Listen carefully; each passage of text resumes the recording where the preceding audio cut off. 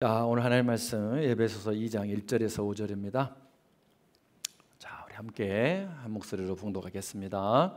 그는 허물과 죄로 죽었던 너희를 살리셨도다. 그때에 너희는 그 가운데서 행하여 이 세상 풍조를 따르고 공중의 권세 잡은 자를 따랐으니 곧 지금 불순종의 아들들 가운데서 역사하는 영이라.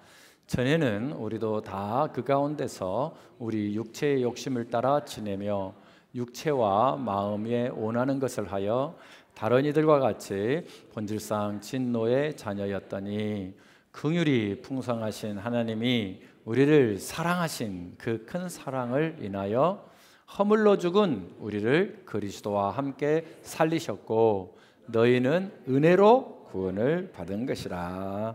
아멘. 자, 말씀 제목 함께 읽어봐요. 구원받기 전에 우리의 모습입니다. 이것을 알면 큰 은혜가 있습니다. 자, 하가다 말씀만 한 절만 잘 읊조려도 우리 인생이 달라지죠. 이번에 읊조릴 말씀은 1절입니다. 함께 한 번 더 읽어요. 그는 허물과 죄로 죽었던 너희를 살리셨도다. 아멘. 사랑하는 여러분, 오늘 본문은 짧지만 매우 놀라운 이야기를 담고 있습니다. 사도 바울은 우리에게 말하기를 1절에서 너희는 허물과 죄로 죽었었다. 너희를 살리셨도다 라고 말하고 있어요. 너희는 누구죠? 바로 저와 여러분이에요. 예. 그래서 충격이죠. 왜냐하면 어떤 사람은 멀쩡히 살아있는데 산 것이 아니고 죽은 것이다 라고 말한 것이니까. 여기서 죽었다는 말은 육신이 숨을 멈춰버린 그런 죽음을 말한 게 아니고 하나님께서 하나님과 유일하게 통할 수 있도록 사람에게만 주었던 그 영이 죄와 허물로 인해서 죽었다는 거예요. 그러니까 그 생명이 없으니까 하나님과 교제할 수도 없고 동행할 수도 없고 하나님의 나라에도 들어갈 수가 없죠. 이렇게 허물과 죄로 영이 죽어버렸기 때문에 하나님이 옆에 있는데도 느낄 수 있어요? 없어요? 없어요. 예. 곁에 있어도 몰라요. 우리의 모든 것을 다 보고 있고 슬퍼하고 이렇게 있어도 몰라요. 저도 한때 그렇게 영적으로 죽어 있었습니다. 그래서 세상이 무섭고 두렵고 허무하고 무기력하고 80년대 후반에 제가 대학을 다녔을 때에 그 독재 정권의 그 서슬퍼런 상황 안에서 그 청년들이 좀 제대로 된 의식을 가진 사람들은 다 비슷한 경험이 있을 거예요. 공포와 두려움과 이 시대를 어떻게 살아야 되나. 나중에는 완전히 파산 나버린 것 같은 생각만 해도 정말 끔찍한 그런 상황에 처해 있었던 적이 있습니다. 그런데 이렇게 영이 죽은 사람들은 하나님이 분명히 저와 함께 하셨고 제가 외가 쪽으로는 4대째고 친가로는 3대째 예수 믿는 사람이 어찌 하나님이 저를 같이 하지 않았겠어요? 그런데 영이 죽은 사람들은 표시가 나요. 죄를 그렇게 심각하게 여기지 않습니다. 그리고 세상의 가치관과 풍속이 기준이 되어서 그걸 쫓아갑니다. 그래서 오늘 2절에 공중 권세 잡은 자를 따랐으니 라고 말씀하고 있는 거죠. 그러니까 삶의 기준이 사람들이 나를 어떻게 생각할까? 그래서 나를 좀 더 고급스럽게 평가해 주면 좋겠고 그 인정 욕구에 사로잡혀서 착한 것 같지만 다 부도가 나요. 예. 그래서 사람들이 어떻게 하는가 보고 나를 어떻게 말하는가 저렇게 하는구나. 이게 기준이 뭐냐면 눈치예요. 눈치. 예. 체면이 기준인 거죠. 그래서 사실은 딱 그렇게 정확하게 얘기하자면 저 여러분이 내 뜻대로 자기 뜻대로 사람들이 살고 있는 것 같지만 그렇지 않다 이 말이에요. 누가 나를 어떻게 생각하나. 예, 실제로는 눈치 보면서 살고 있고 그러면서 죄도 사람들이 지으면 동조하면서 죄를 지배를 받고 산단 말이죠. 그 증거가 뭐냐면은 여러분이 누가 죄 짓고 싶겠어요. 그래서 정말 안 지려고 하지요. 여러분 중에 누구도 오늘은 내가 이런 죄를 짓고 하루를 살아야겠다 이렇게 계획적으로 죄 짓는 사람 있어요?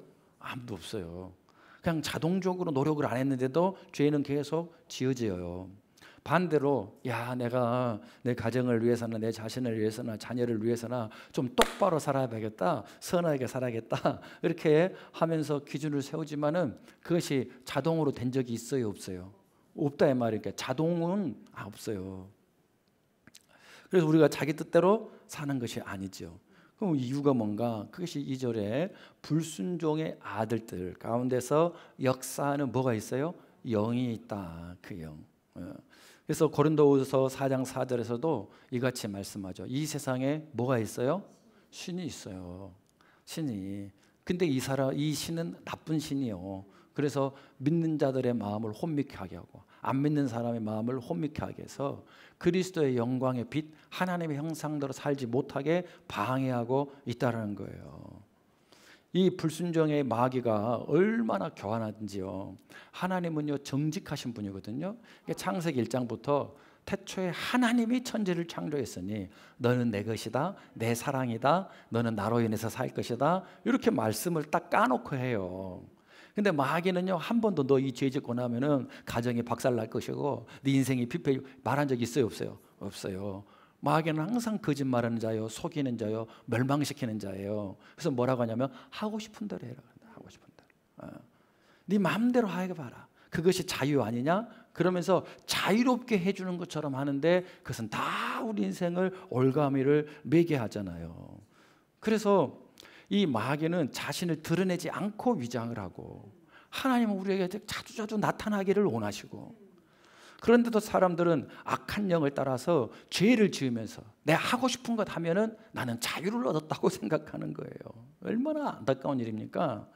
그래서 3절에 그런 사람을 본질적으로 진노의 자녀다. 그러니까 저 여러분이 본질은 그것이다 이 말이에요. 그것이. 그래서 이번 주에도 지난 주에도 세상에 한 무직의 아버지 직업이 없어요. 평생 술 먹고 부인을 두드러 패니까 부인이 아내가 아들 하나 데리고 도망쳤어요. 근데 어떻게 이분이 똑똑해가지고 돈을 얼마나 벌었는지 그래가지고는 수백억의 재산을 모았나 봐요. 그래가지고 남편 불쌍하니까 또 남편이 당당하게 또 내놓으라고 했다네요. 그래서 매달 300만 원씩 보냈다잖아요. 그리고 또 아들도 얼마나 효자인지 세상에 300만 원씩 보내서 세상에 한 달에 600만 원씩이나 받고 살았다네요. 그런데 어느 날은 아내가 잠깐 실수를 해가지고 300만 원을 2번을 보냈어. 그러니까는 다음 달에 300만 원을 안 보내든지 아니면 지금 그 300만 원을 보내달라니까 화딱지가 나가지고 마귀는 알잖아. 이 아내에게 뭐가 제일 소중한지 아들을 불러가지고 사제총을 구입해가지고 세상에 벽에다가 붙여놓고 총을 쏴가지고 관통을 했어요. 아들이 피를 철철 흘리면서 아버지 내가 더 효도할 테니까 살려주세요. 쏴 죽였어요. 이게 영적으로 죽은 사람이 하는 일이에요. 너무나 무서운 거예요. 저주 아래 살면서 지옥처럼 살면서 결국 갈 곳이 지옥인 거죠. 많은 사람들이 지옥이 있긴 어디 있어 믿고 싶겠죠. 그러나 오늘 3절에 육체의 욕심을 따라 지내고 육체와 마음이 원하는 거 우리가 다 그렇게 사는데 살고 싶은데 내 마음대로 좀 해봤으면 좋겠다. 다 지옥에 간대요. 저 여러분이 그런 사람들이었다는 거예요. 충격이죠? 아닌가요?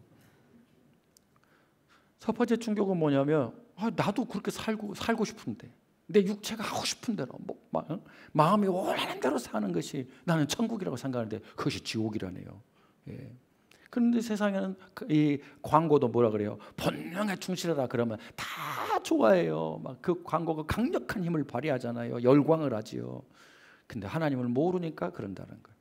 만일 심판이 있다는 것을 안다면 그 지옥불을 다 보여주면서 네가 하는 일이 지금 이런 결과다라고 말한다면 감히 누가 본능에 충실하라고 본질상 짓는데 하겠냔 말이죠. 그러면 두 번째 충격은 뭐예요? 그럼 나 어떻게 하지? 나 맨날 의지가 작심 3일도 안 되고 나는 맨날 넘어지는데 다르게 살아야 되는데 다르게 살 수 있는 뭐가 없어요? 힘이 없다는 거예요. 동의하십니까? 문제는 이렇게 우리가 계속 마음이 원하는 대로 살기를 간절히 원하고 근데 안 해야 된다고 생각하는데 힘은 없고 근데 결국은 그것이 저주 같은 삶이고 결론이 지옥이라는 말이죠. 이 해결이 안 되면 행복한 미래는 꿈꿀 수가 없다는 거죠. 그래서 우리 하나님께서 구원의 길을 만들어 주셨다는 거예요. 그것이 4절과 5절이죠. 긍휼이 풍성하신 하나님이 우리를 사랑하신 그 큰 사랑을 인하여 5절 함께 읽어봐요. 허물로 죽은 우리를 그리스도와 함께 살리셨고 너희는 은혜로 구원을 받은 것이라. 아멘. 이미 죽어 있었어요. 죽으리 아니에요. 그런데 구원도 이미 우리를 받은 것이라고 말하고 있단 말이죠. 이것이 오늘 말씀의 핵심이 되겠습니다. 그 당시에 에베소라고 하는 이 지역은요, 로마의 3대 도시 중에 하나 들어갔던데, 왜 그랬냐면은 어마어마한 아데미의 여신상을 모신 신전이 있었어요. 이 아데미는 우리가 다이아나, 그리스 시대부터 로마 시대뿐만 아니라 전 세계에 이 아데미 여신이 다 있어요. 이 여신은요, 대지의 어머니, 인간이나 동물이나 뭐 식물의 모든 생식과 번성을 주관한다고 사람들이 그렇게 믿은 거예요. 최고의 여신이요. 그래서 가슴에 있는 게 무슨 혹덩어리가 아니라 유방이에요. 사람의 생각이 그런 식이에요. 24개. 웜에 끔찍한 거. 그래서 다 동물도 먹이고 식물도 먹이고. 이 아데미를 모신 신전이, 그 신전 크기가 가로만 해서 130m예요. 세로는 68m고 전부 다 대리석으로 다 가져와서, 그래서 7대 불가사의 중에 하나예요. 그 신전이 건축된 거죠. 사람들이요, 전 세계에서 몰려오는 거예요. 거기에 그 아데미 신전에다가 제물을 바치면 잘 될 거라고 생각해서 제사를 지내고, 그 끝이 우리는 예배를 끝나고 하면 죽도로라는데, 그 인간들은 거기에 있는 여자 창기들하고 매음 행위를 하는 것이 그 축제예요. 얼마나 화려하게 막 동쪽에서 올라오고 서쪽에서 올라오고 또 온 도시가 완전히 난리가 나는 거예요. 얼마나 화려했겠어요. 우리가 막 일본 여행 가면은 그 맛들인가 축제에 막 그 축제도 다 신을 섬기는 행위거든요. 그거 가면은 막 수지 맞았다 생각하잖아요. 이게 이 에베소에는 그런 것이 계속 일어나는 거예요. 풍속을 따라서 뭔가 있는 것 같잖아요. 그러니까 에베소 사람들은요, 다른 일 안 해도 돼요. 아데미 여신만 계속 만들어내도 사람들이 어마어마하게 오기 때문에, 그래서 그걸로 부자가 되는 것이었어요. 근데 사도 바울이 가갖고 복음을 전하고 하나님의 살아계심이 딱 나타나니까, 그때 이 사람들이 회개하여서 우상, 은으로 만든 우상과 그리고 마술책을 갖다가 불태우는데 25억 원어치가 하루 종일 불탈 정도로, 다 그 사람들은 태어나니까 아데미 섬기고 있고 세상 풍족을 따르고 사람들이 그러자가니까 하고 그렇게 살았다는 거예요. 에베소 성도들은 그 풍속을 쫓아서 우상을 숭배하며 하나님의 그 뜻을 거역하며 남들 다 하니까 나도 그렇게 살아갔을 뿐이라는 거죠. 근데 그게 몸에 깊이 배했던 현실이죠. 영이 죽은 사람은 어떤 특징을 가져요? 2절에 세상의 풍속을 따른다는 거예요. 세상을. 우리도 그렇게 살아왔어요. 그리고 지금도 그렇게 살아요. 사람들은 세상 가치관을 끊임없이 따라가고 있어요. 물질을 최고로 여기고요. 그래서 자식을 왜 그렇게 힘들게 해요? 너 돈 많이 버는 직업 가지라 그런 거 아니에요? 그럼 돈 많이 벌면 다 행복한 것도 아닌데. 인본주의, 쾌락주의, 그것들로 막 사람들이 무너져요. 정욕을 따라서 조금이라도 더 방탕을 즐기면은 그 사람 출세한 사람, 그 사람 부러운 사람, 또 목표가 다 자기를 자랑하기 위해서, 인정받기 위해서, 인정욕구 때문에 자녀를 이용하고 배우자를 이용하고 조상까지도 이용하고 지역을 이용하고 학벌을 이용하고, 한마디로 세상의 유행을 따라서 육체의 욕심을 이루는데 온 힘을 쏟는 삶을 사는 것이 우리의 본질이다. 그래서 죄에 끌려다니는 사람들의 끝은 뭐예요? 형제도 몰라봐. 옛날에는 가족도 몰라본 놈이 나쁜 놈인데, 지금은 아들이 그렇게 사정하는데도 총 쏘는, 이건 완전히 심각한 가인의 길을 가고 있어요. 또 노아 시대처럼요. 노아 시대 아시잖아요. 하나님 오죽하면 심판했겠어요. 근데 그 노아 시대가 지금 재현되고 있어요. 노아 시대의 가장 큰 표현이 뭐냐면 자기들이 좋아하는 자들을 다 아내로 삼았다라는 거예요. 이 말은 그냥 불신결혼했단 말이 아니에요. 이 사람이 이 사람의 남편이고 이 사람은 이 사람의 아내인데 그냥 이게 프리섹스죠. 완전히 무너져 버린 거예요. 성도덕이 다 무너져 버렸어요. 전부 육체를 따라서 사는 것이 자유라고 말하는 거죠. 혼전순결이 어디가 있어요? 동성애, 3,500년 전에 기록된 모세의 오경에 동성애가 기록되어 있고, 짐승하고 교접을 하는 사람, 그 사람도 돌로 쳐 죽이라고. 남자와 남자, 여자, 요즘 막 무슨 환경 호르몬이 어째서 뭐 동성애가 나올 수가 있어요. 다 거짓말이에요. 3,500년 전에 기록된 말씀에 이미 있고, 그 전에 창세기로 가면 거기 소돔과 고모라에도 그런 일이 있었다 이 말이에요. 마귀가 우리를 타락시키고 흔드는 것은 다 똑같은 거예요. 마귀가 변한 적이 없기 때문에. 하나님도 안 변하지만 마귀도 변하지 않아요. 그래서 오늘날에도 육체의 욕망의 노예가 되어 사는 사람들이 너무 많아지고 있잖아요. 그리고 게임에 빠져 있고 마약의 노예가 되는데, 여러분 보신 분들은 알겠지만 지난주에 방송에 지금 중국과 일본이 심각한 젊은이들의 상태에 있는데 길거리에서 이러고 있어요. 미국 필라델피아 마약에 이미 지금 무너져가고 있잖아요. 근데 이제 더 공교하게 돼가지고 연기만 들이마셔도 애들이 그렇게 마약에 아주 심각하게 노출돼가지고 좀비들이 돼 있어요. 한국에도 곧 이제 그게 돼 있잖아요. 응? 자신들이 무엇을 알고 있는지를 모르는 거예요. 그래서 바울이 뭐라고 하는 거예요? 허물은 뭐냐면 모르고 짓는 죄를 허물이라고 그래요. 얼마나 많아요. 그 다음에 여기서 말하는 죄는 하마르티아인데 하나님의 뜻을 고의적으로 거스르는 거예요. 그러면서 자유화돼요. 이것이 본질이 그렇게 타락하고 본질이 진노의 자식들이기 때문에 그렇다라고 결론을 내렸다는 거예요. 사랑하는 여러분, 육체는 살아있으나 영혼은 우리가 죽었었고 하나님의 진노의 심판 아래 있었다는 것을 인정하시겠습니까? 인정이 돼야 돼요. 그런데 우리를 그렇게 내버려 두지 아니하시고 하나님께서 우리에게 구원을 받게 해주셨다는 거예요. 그것이 4절인데 긍휼이 풍성하신 하나님이 우리를 그 사랑하신 그 큰 사랑으로 인하여 우리를 구원하셨다. 그런데 이 4절 앞에 우리가 그렇게 본질상 진노요, 기대할 것이 없어요. 언제 저 가정이 박살나버릴지, 저 인간이 무너져버릴지 알 수가 없는 더 힘든 시대인데 하나님은 우리를 긍휼히 계시는데 여기에 한글 개역 이렇게 번역하면서 뭐가 빠져버렸냐면 그러나가 빠졌어요. 형편없는 우리인데 그러나가 있는 거예요. 우리 하나님에게는 그러나가 있어요. 그러나가. 그래서 살려주셨어요. 왜 살렸을까요? 왜 살렸을까요? 그 이유를 두 가지로 말하는 거예요. 첫 번째는 하나님의 긍휼 때문이라는 거. 긍휼. 응? 우리가 다 그 긍휼을 받았어요. 구원받은 사람은 다 긍휼 때문에 구원받은 거예요. 하나님 안에는 그 긍휼이 솟아나고 계속 솟아서 퍼내도 다 퍼낼 수 없는 그 긍휼이 계속 솟구치고 있어요. 그 긍휼이 우리를 구원하는 거예요. 우리의 행동이나 의로움으로 한 사람도 구원받을 사람 없어요.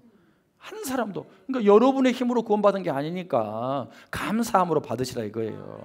남 앞에서 자랑할 것이 없다 이거예요. 남을 정죄할 것도 없다는 거예요. 예? 우리의 행동에는 어쩌냐? 예? 제가 목사잖아요. 그래도 틈만 하면 배우자, 아내의 마음을 괴롭히고 배신하기를 좋아하고 변덕이 심하고 편가르고 이런 생각이 계속 올라와. 왜? 본질이 그러니까 본질이. 다만 하나님 우리의 영만을 집어넣어 준 거예요. 그 몸 그대로예요. 그 생각과 가치관 그대로라니까요. 뭐 새로운 존재를 주는 게 아니에요. 응? 그 성령의 은혜, 성령의 열매가 마지막 절제예요.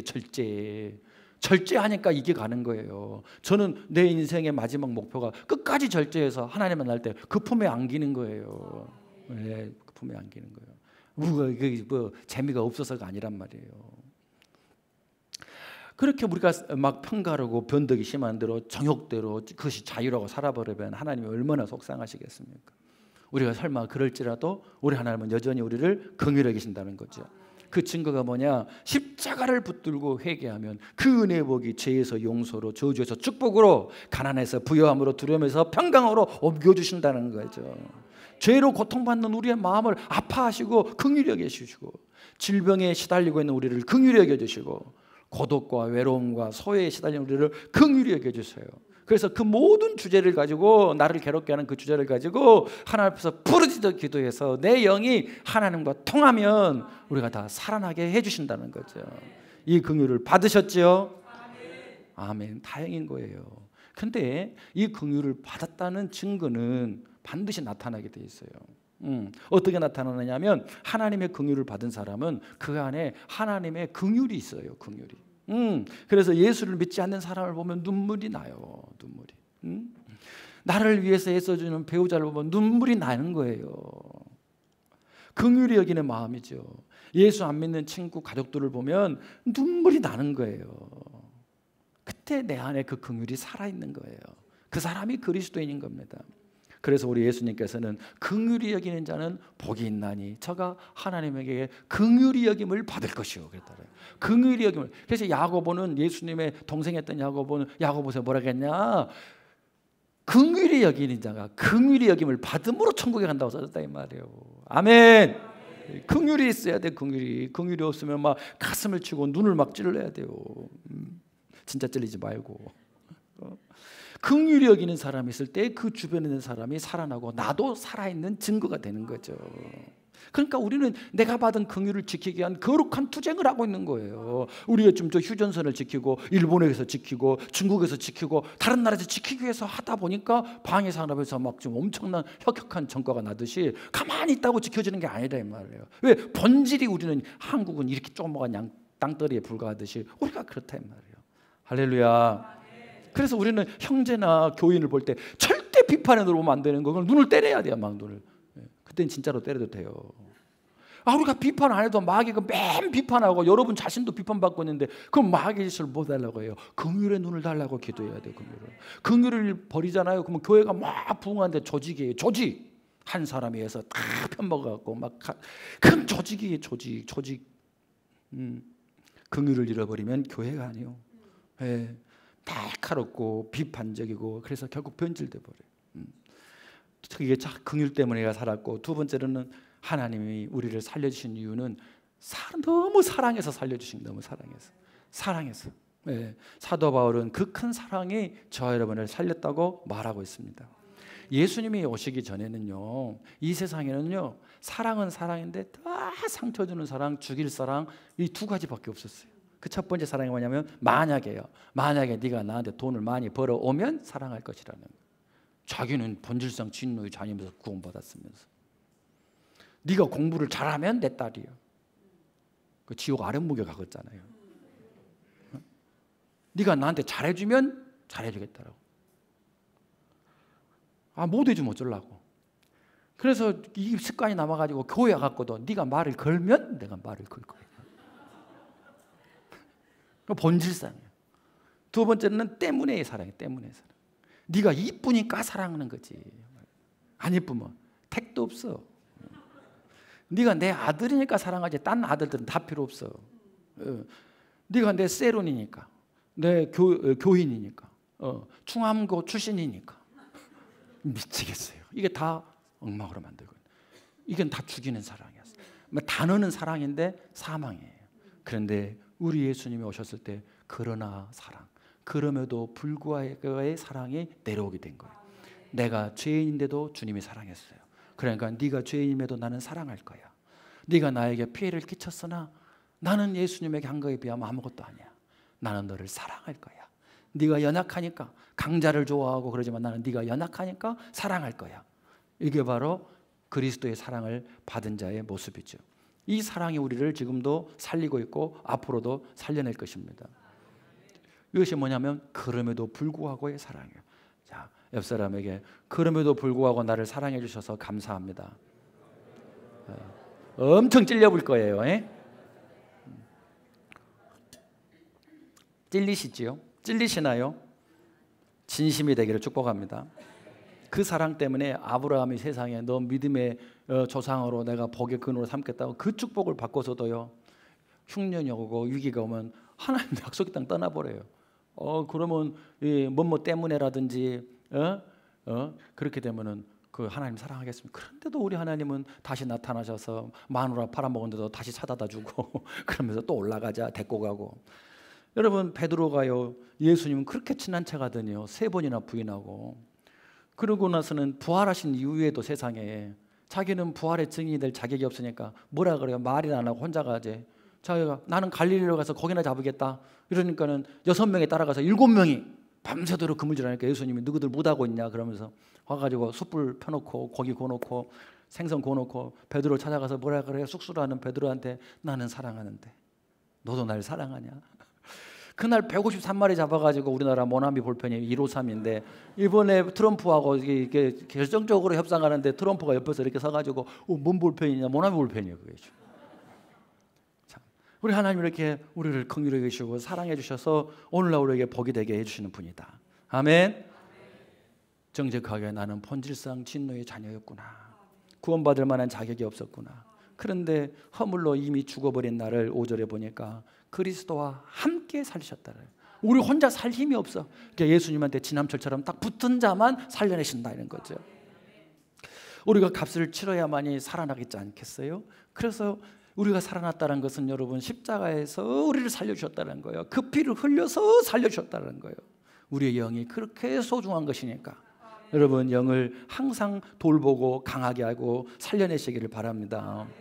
그러면 여기까지 정리해 보니까 우리는 정말 본질상 말로도 기대할 것이 없어. 지금도 본질로 본성으로 살면 기대할 것이 없어. 내가 목사해도 기대할 것이 없어.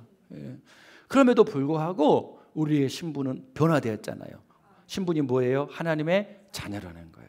그리고 성경에서는 의롭게 되었다, 의인이라고 말해주는 거예요. 아, 어떻게 이것이 가능할까? 현실은 어때요? 나는 맨날 부족하고 죄인처럼 느껴지잖아요. 이게 현실이잖아요. 왜 이런 일이 생길까요? 내가 구원받은 것이 가짜여서 그럴까요? 아니고 신분은 바뀌었는데 아직 내 생각이 안 바뀐 거예요. 생각이. 삶의 수준이 그래서 아직도 어린아이 같고 어린아이 같은 말을 하고 어린아이 같은 행동을 하는 거예요. 그것이 나를 괴롭히고 있는 거예요. 내 주변을 괴롭히고 있는 거예요. 마치 뭐가 같냐면 철종 임금이 강화도령이잖아요. 강화도에서 수무질했잖아요. 왕족을 다 죽여버리니까. 수무질했는데 어느 날 사람들이 다 죽어버려가지고 이 사람 이제 왕으로 삼아야겠다, 꼭두가시 만들려고 데리고 가는데 이 사람은 거기 가서 왕복을 입혀놔도 강화도령이요. 그냥 맨날 사람들이 오면은 무서워하고 그리고 밤마다 이제 이 삶이 힘든 사람들은 허기지거든요. 그러니까는 밤마다 이 옛날 버릇 못 숨기고 수락관에 몰래 기어들어가고 누룽 훔쳐먹다가 수락관 상공한테 들켜가지고 비웃음 당하고, 그러니까는 막 신하들이 제발 좀 그러지 말으라고, 여봐라 좀 누룽지 좀 갖고 오라고 하면 얼마든지 갖다 줄 건데 왜 그러냐고. 그래도 계속 한동안은 그것을 못 버리는 거예요. 왜? 신분은 바뀌었는데 수준이 못 따라간다. 옆 사람에게 수준이 안 돼서 죄송합니다. 이렇게. 그래도 나는 신분이 바뀌었습니다. 아멘. 그래서 신분이 바뀐 사람의 특징은 뭐냐면 서서히 알아가요. 근데 딱 특징이 있어요. 어떤 특징이냐면 하나님에 대한 기대가 있어요. 기대가. 두 번째로는 하나님을 사랑하는 마음이 있어요. 호감이 있다 이 말이에요. 이것은 옛날에는 절대 없었던 거잖아요. 그래서 하나님을 향한 그래도 하나님을 생각하고 하나님에 대한 기대가 있고, 그 다음에 세 번째로는요, 나의 이 형편없는 모습에서 벗어나야 될 텐다는 애통함이 있다 이 말이에요. 그래서 애통하는 자는 복이 있나니 하나님의 위로를 받을 것이요. 그래서 이상하게 거룩한 애통 있는 사람들이 예배 때마다 얼굴이 밝아지고 은혜를 받는단 말이죠. 그 우리의 현실은 어떻다고요? 원래 살던 강화도가 편하다. 강화도 좀 나를 보내줘요. 그러고 있는 거예요. 왕으로 멋지게 살아야 되는데 그냥 눈 감고도 하는 것이 죄예요. 그 구원을 바꿔보니까 내가 자꾸 나쁜 놈이라는 게 자꾸 알게 되죠. 예. 그런데 그러다 보니까 나는 왜 아직도 이런 모양인가? 예? 신분과 수준자에서 갈등이 있는데 그 갈등은 살아났기 때문에 생긴 것이다 이런 거. 살아있기 때문에 통증을 느끼는 거죠. 그래서 모든 식물들도 동물들도 필요한 게 뭐예요? 해. 그래서 식물들은 해 뜨는 쪽으로 어떻게든 나가게 돼서 그것을 지향하는 힘이 있다는 거죠. 우리 마음에 그것이 있다면 구원받은 자이기 때문이다. 문제는 살아났는데, 영이 살아났는데 육신도 그대로고, 왜? 혼도 그대로예요. 다만 이제 영만 생긴 거예요. 영만.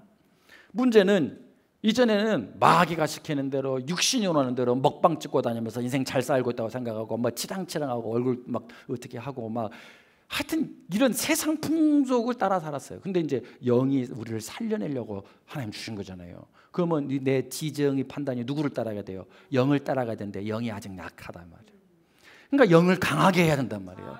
영이 강해지는 것은 영이신 하나님이 계신 곳에 있어야 영이 강해지죠. 내 몸이 따뜻하려면 모닥불에 가까이 있어야 되듯이. 그것이 예배고, 그것이 말씀이고, 그것이 기도. 이 세 가지 외에는 없는 거예요. 그것을 또 같이 하는 거죠. 그 예수 믿고 사는 사람들과 함께 하는 거예요. 죽었던 영만 살아났다는 것을 알아야 돼요. 이래서 내 삶이 아직은 힘들구나. 이 영이 주관을 하는데 아직도 누가 주인 노릇해요? 내 옛날의 혼과 습관이 계속 주관하는데 마스크를 써야 된다. 마스크를. 선글라스를 짙은 걸 써야 된다. 줄리아 옛날에 불렀던 좀 안 봐야 돼. 좀 안 들어야 돼. 그리고 계속 영에게 집중하는 훈련을 해야 한다. 그래서 우리가 영이 살아났기 때문에 이전에는 나쁜 생각과 행동을 자동으로 했어요. 그런데 이제는 영이 살아났잖아요. 그러니까는 옛날처럼 나도 무의식적으로 하는데 자꾸 마음에 뭐가 퍽퍽 걸려요. 뭐가 걸릴까요? 영이 걸리는 거예요. 영이. 그게 선한 양심이라는 거예요. 응? 주님과 막 교신이 자동으로 되고 있거든요. 그래서 옛날에는 괜찮았는데 괴로운 거예요. 브레이크를 거는 거예요. 그래서는 안 된다고, 너 안 된다고, 이렇게 해야 된다고. 그게 내가 살아있기 때문에. 근데 바보같이 막 그걸 계속 하잖아요. 그럼 하나님이 쓴맛을 보여줘요. 마치 뭐하고 갔냐면 아이가 우리 옛날에 광훈이가 막 깔깔거리면서 뭐든지 막 만지고 서랍 다 꺼내고 거기에 들어가 있고 막 재앙스러워요. 그럼 하지마 하면 얘가 스트레스를 받잖아요. 그러니까 다리미 같은 거 만지면 뭐 큰일 나니까 어느 정도 시켰을 때 이제 막 만지려고 하면 손을 그래 다시는 안 만져요. 하나님이요, 우리에게 고난을 주고 싶어 주는 것이 아니에요. 우리에게 상속자랍고 아름답게 하나님의 모든 것을 이어받을 자가 되게 하려고. 그래서 우리 마음에서 두 마음에 싸우는 것은 당연한 거예요. 예수 먹고 힘드네, 예수 믿고 힘드네. 힘든 것이 당연한 것이다 이 말이에요. 예수님의 계보에 들어가야 되니까, 예수님의 족보에 들어가야 되니까 이 싸움을 성화라, 거룩해지는 과정, 본질이 아니었는데 만들어가는 거예요. 만들어가는. 그러므로 구원을 의심하지 마시기 바랍니다. 문제는 실력인 거예요. 실력. 여러분, 우리 아기가 뱃속에서 탁 태어났어요. 태어났는데 머리만 나온 다음에 그 다음에 몸뚱이가 한 일주일 만에 만들어지고 그 다음에 손이 와서 탁 붙고 그래가지고 다 완성이 되면 사람이라 그래요. 태어나자마자 사람이라 그래요. 태어나자마자 사람이에요. 주민등록증에 바로 올라가요. 신고하면. 그러면서 얘는 가질 것은 아무리 주먹만 해도 가질 것 다 가졌어요. 눈도 있고 코도 있고 손톱도 심지어 가지고 있어요.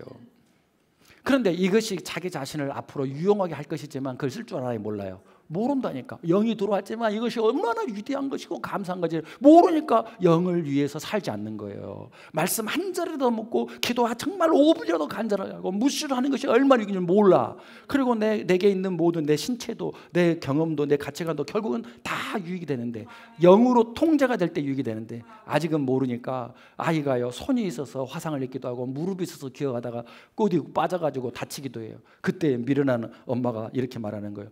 아이고 저것이 팔이 없이 자라났으면 내가 덜 힘들 텐데. 그럼 모질이 같은 엄마들이 있어요? 없어요? 없어요. 근데 우리가 우리 자신한테는 그렇게 한다니까. 예수를 안 믿어버렸어. 갑갑한 소리를 한단 말이에요. 너 안 태어났으면 좋았을 것을. 그렇게 말하는 부모가 있어요? 없어요? 없다 이 말이에요. 우리는 자녀들에 대해서, 내 자신에 대해서 너무 몰라요. 요즘 초등학생들이 자살을 생각한다는 것은 이 나라에 희망이 없다라는 거예요. 심각한 상태라는 거예요. 얘들은요, 철이 없어야 되거든요. 근데 얘들이 심각한 상태에 있다라는 거예요. 그래가지고는 짝꿍이 너 나랑 대화 안 하겠어. 그리고 딱 외톨이 하면 다른 데 가서 놀면 되는데 절망이 바로 와버려요. 왜냐하면 좋은 추억이었거든요. 세상에 대한 희망을 많이 가져봤어야 돼요. 동화를 읽으면서 막 동화가 쓸데없는 게 아니에요. 유행가 불러놓고 막 쬐끄만 애가 막 세상 유행가 부른다고 막 어디 막 콘테스트 나가고 그리고 다 끝이 안 좋잖아요. 좋은 추억이. 그래서 세상을 이겨낼 힘을 가져야 되는데 애들이요, 자살을 생각한다는 거예요. 질투도 하고 막 애들이 삼각관계도 있고 초등학생들이. 어른들이 생각할 때는 저것은 내가 하란 대로 다 할 거야. 근데 최근에 제가 지난주에 세미나 갔을 때 한 권사님인데 정말 똑똑하고 정말 성실한 분이에요. 근데 이 아들이 30살이 딱 되더니 좋은 대학 나왔는데 나 이제 엄마 말 안 들을 거예요. 이 혼으로 자기가 지정의를 가지고 잘 키웠겠죠. 집에서 안 나와버려요. 그래도 그 아들은 진짜 착한 애라 30살까지 간 거예요. 20대, 10대 때 엄마 말 듣겠다는 나 죽겠어요. 이런 시대가 와버렸다니까요. 거기서 좀 더 텐션을 가하면 죽어버린다니까요. 알아야 돼요. 영이 살아야 된다는 거예요. 영이 살아야 돼요. 영이신 하나님과 연결시켜주면 하나님이 어려우니 그 아이에게 성령을 불어넣어주고. 근데 게을러야 게을릴 수가 없어요. 제가 성령님 때문에. 하나님, 여러분들이 왜 여러분들을 믿게 해갖고 여러분이 무엇을 잘한다고. 나 엄마 안 믿을 거예요. 그랬는데 벌써 30살 먹어갖고 이제 어떻게 살아요 그 인생을. 펑펑펑펑 울면서 얘기를 하는 거예요. 하나님께 연결시켜야 돼요. 그럼에도 불구하고 여러분들이 지금 갈등하고 있다면, 잘 살고 싶다면, 그래서 예배 잘했다면 여러분이 영이 살아있는 증거이기 때문에 감사하시기 바래요. 깜짝 놀랄 일이요. 이렇게 부족한 나를 하나님은 어쩌면 나를 긍휼히 여기시고 사랑하셔서 내가 이 자리에 있는가. 중요한 것은 내가 지금 성화의 과정에 있다는 걸 알아야 돼요. 구원이 공짜가 아니라는 거예요. 그래서 여러분, 저와 여러분이 처음에 실수를 많이 하겠어요? 성공을 많이 하겠어요? 실수를 훨씬 많이 하죠. 그래서 내를 봐도 그러지만 옆에 있는 교회에 오면은 교회에 잘 안 속하려고, 셀에 안 속하려는 이유가 뭐예요? 피곤해서 그런데 그거가 살 길인데, 예수님이 머리 되신 곳인데. 근데 헷갈리게 또 어떤 사람이 보면은 확 셀에 막 갔더니 그렇게 막 처음에 친해지거든요. 좀 봤더니 이상해 사람이. 막 이랬다 저랬다 하고, 또 막 갑자기 예배에 나타나가지고 또 막 은혜를 받네. 그리고 막 새벽기도도 하고 어느 날은 막 회개했다고 얘기하고, 그래갖고 막 열심히 봉사를 해요. 그러면 와, 이제 저 사람이 이제 제대로 살겠구나 기대했더니 심장을 빼놓고 도망가 보네. 그 한 10년 세월을 하고 나니까 내가 살려면 본질을 알아야 되겠더라고. 아, 한 번에 크는 것이 아니구나. 갓난아기구나. 저 사람 많이 아프겠구나. 옛날에는 막 걱정하고 밉고 그러기도 했지만은 자기가 자기를 찌르는 거예요. 사도 바울한테 네가 네 발로 가시채를 찌르니 네 발에서 피가 나서 내가 보는 게 고통스럽다. 깜짝 놀랄 일 아니에요. 성화의 과정에 있는 우리 모두는 다 이런 공고한 상태에 있으니까 패를 다 까셔야 돼요. 제발 우리 리더들은 막 처음부터 거룩했던 것처럼 그러면 이 사람들 공포스러워서 말해요. 까요, 까. 오늘 말씀에 허물과 죄로 죽었었던 나의 모습을 까. 날 착하다고 말하지 마세요. 나는 인정욕구, 인정받으려고 가면을 쓰고 살았던 것뿐이에요. 나는 본질상 진노의 자녀예요. 그것을 나에게 알게 했었던 내 죄패는 뭔가 학벌이다. 학벌로 인정받으려겠다. 혹은 막 팔 걷어붙이는, 그래가지고 뼈가 오그라져도 하는, 그게 주님의 십자가 있으면 오죽 좋겠어요? 인정받으려고. 인정 안 해주면 성질나고 미워하고 싹 때려엎고 막. 다 그런 죄성이거든요. 근데 주님이 우리 나라를 오래 참으셨다. 당신도 그러지 않다. 다 뻔하거든요. 다 그랬다. 그렇게 살고 있거든요. 아, 나만 그런 게 아니라 저분도 그러구나. 근데 저분이 여기까지 왔구나. 그럼 나도 되겠구나. 그러니까 울면서 격려하면서 살아나는 거죠. 우리의 혼과 육은 계속 사탄에게 노출돼 있어요. 영만 살아났기 때문에.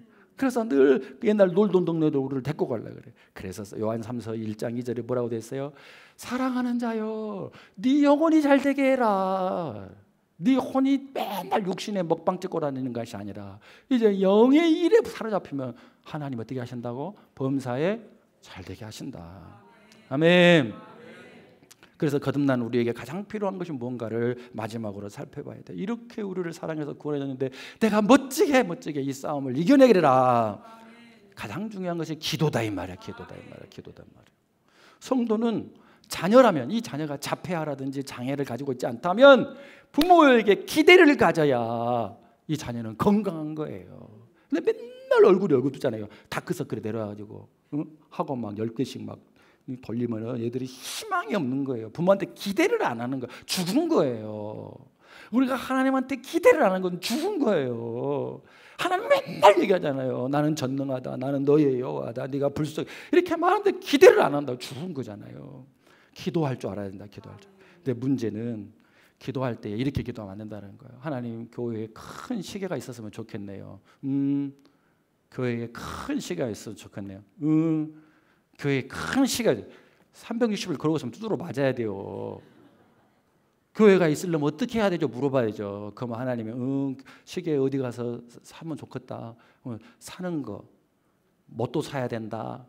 망치도 사야 된다. 근데 이거 내가 할 일은 하나도 안 하고 묻지도 않고 시계가 있어서 좋겠어요. 그러면 안 된다. 이게 뭐냐면은 하나님 내 꼬라지 좀 성격 좀 바꿔주세요. 그렇게 되면 안 된다는 거예요. 우리는 내가 할 일을 자꾸 하나님한테 맡기는 거예요. 하나님, 내가 무엇을 해야 되겠습니까? 무엇을 해야 되겠습니까? 예.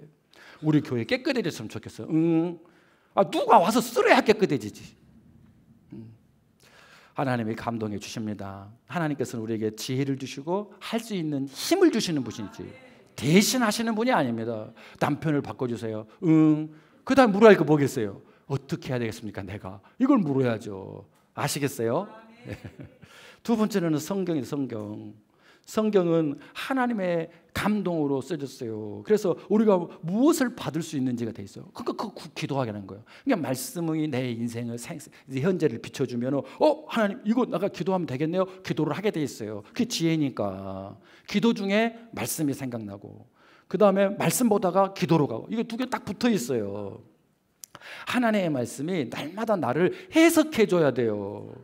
예, 말씀이 우리 인생의 문제를 해석해 주신다면 날마다 내가 품을 마음과 일이 무엇인지 그리고 그것을 알았으면 훈련을 해나가야 돼요. 하나님께서 무엇을 좋아하는지 내가 어떻게 살아야 하는지를 밝혀달라고. 하나님 제가 할 일이 무엇입니까 하면서 기도하고 말씀을 읽을 때도. 그래서 옛날에 사막에 교부들이 있었거든요.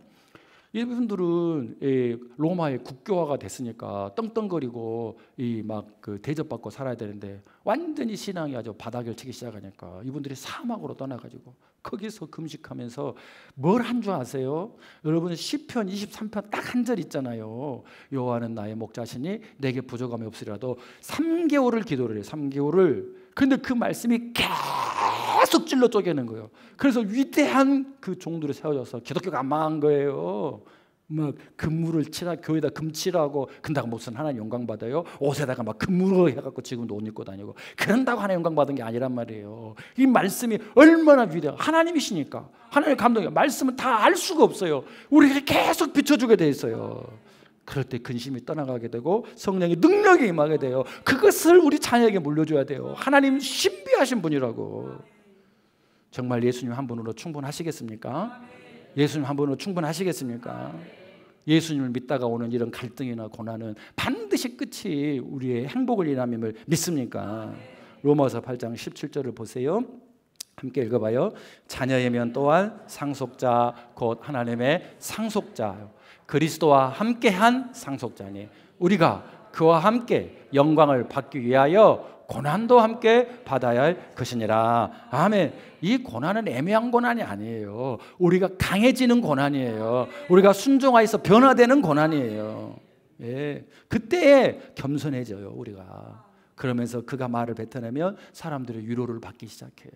내가 말을 뱉는데 사람들이 성질나고 살맛이 떨어지고 긴장하고 교회 다닐 맛이 안 나고 마스크를 써야 된다니까. 방독면을 그 정도 되면 방독면을 씌워버려야 돼. 방독면. 내가 겸손해지고 내가 번제장 진노의 자녀임을 알면 모든 게 감사하게 돼 있고 나의 그 본질과 수치심을 하나님이 해결해 준 거라면 다른 사람의 수치심을 볼 때 그걸 들추내지 않고요. 얼른 덮게 돼 있고요. 위로하게 돼 있고 살아나게 돼 있어요. 우리 주 예수 그리스도에서 행복 있는 사람이 결국 사람을 살리게 돼 있어요. 그 사람은 지금보다요 100배 힘들어진 환경이 와도요 내 주 예수 모신 것이 그 어디나 하늘나라의 삶을 살아내게 돼 있어요. 그때에 자기의 수치가 있잖아요. 인정받으려다가 아버지 미워하고 엄마 미워하고 막 저도요 인정 욕구로 살아온 사람이에요. 눈치 보고 세상 풍조를 따라서. 그래서 저희 아버지가 막 영민이 예쁘니까는 뽀빠이 사자겠다는데 우리 마을에 전빵이 없어서 그때는 그러니까는 마을뿐이지 전빵 한번 가려면 몇 킬로를 걸어가야 되기 때문에 아버지 자꾸 잊어먹는 거예요. 근데 여러분 나는 5살 6살 철없는 때이기 때문에 아버지가 목소리를 크게 하면 무서워. 그러니까 아버지를 무서운 분으로 딱 정해놔 버렸어. 그러니까 저분이 진짜 사주실까? 사주면 내가 행복할 텐데 안 사주니까 딱 아버지는 안 사주는 분이야. 이렇게 내가 상처를 만드는 거예요. 근데 만약에 지금의 성령으로 영으로 인도받는 사람 있으면 아버지 준다면서 안 주세요. 그러면 우리 아버지 안 줬겠어요? 그래서 그것을 증명하기 위해서 2017년에 저한테 뽀뽀 10봉지를 갖고 오셨더라고. 네가 나를 오해했었다고. 인정욕구 때문에 그렇게 되는 거예요. 나는 선한 사람이다가 아버지 나쁜 사람 만든 거예요. 내 마음에서 그 상처가 하나님은 빛이 되기를 원하신다는 거예요. 드러나서. 그래서 목양칼럼에서 써놨지만 상처가 영어로 스카예요. C가 스타, T 하나가 바뀌는 거예요. 캔서 이 그 암덩어리가 우리를 죽여나가는 나를 갉아먹는 것이요. 하나님의 생각이 딱 들어갈 때 띵크가 바뀌면 그 사람이 말하면 살아난다니까요. 그런 일이 있을 줄로 믿습니다. 그래서 그분들이 전도하는 거예요. 왜? 내가 살았으니까. 내가 전하면 되니까. 그래서 나한테 예수 말하지 마라. 그래도 또 다가가는 거예요. 왜? 그것이 죄니까 안전해주면.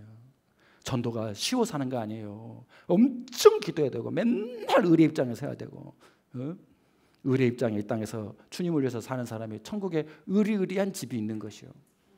근데 여기서 나는 갑질만 해야 돼요. 그 사람은 깝깝한 사람이 못 가요. 지옥에 깝깝하게 가는 거예요. 자기가 달라졌고 가정이 달라졌는데 어찌 전하지 않을 수가 있겠어요. 우리는 그런 은혜로 살아갑시다. 자, 오늘 말씀을 정리하면 우리가 어떤 상태에 있었는데 하나님이 살아있는가를 알아야만이 그 구원의 감격을 누릴 수 있죠. 세 가지인데, 영적으로 죽었던 상태를 인정합시다. 인정합시다.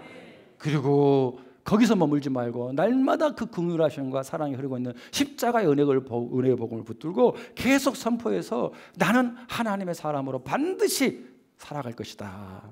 그러기 위해서 내가 가져야 될 기준이 뭔지를 말씀 속에서 찾아가는 것. 두 번째로는 하나님의 긍휼과 사랑으로 구원받았음을 절대 잊지 않는 것. 그러므로 나도 남을 긍휼히 여기는 것. 특별히 나를 제일 괴롭히는 사람을 긍휼히 여기게 해달라고 기도하시면 여러분은 하나님의 긍휼이 떠나가지 않을 것입니다. 메마르지 않을 것입니다. 아멘. 세 번째로는 구원받은 자의 신분에 맞게 성화의 길을 계속 가야 됩니다. 그러다가 끝까지 걷는 사람이 천국 갈 것입니다. 그러기 위해서 필요한 게 뭐라고요? 한편으로는 기도도 어떻게 한다고요? 하나님 일 시키지 말고 하나님과 함께 일할 수 있는 지혜를 구하시고 능력을 구하시라. 두 번째는 말씀으로 해석해달라. 이것을 어디서 해야 될까요? 교회에서는 함께 나누고, 셀에서 그것을, 셀 리더부터 패를 까고, 제발 거짓말 치지 말고, 그렇다고 해서 막 나는 이랬다고 그냥 까면 안 되고, 오늘처럼 말씀에 해당되는 그것을 이렇게 성령으로 지혜를 받아서 할 때에 여기저기서 자유하게 되는 역사가 있을 줄로 믿습니다.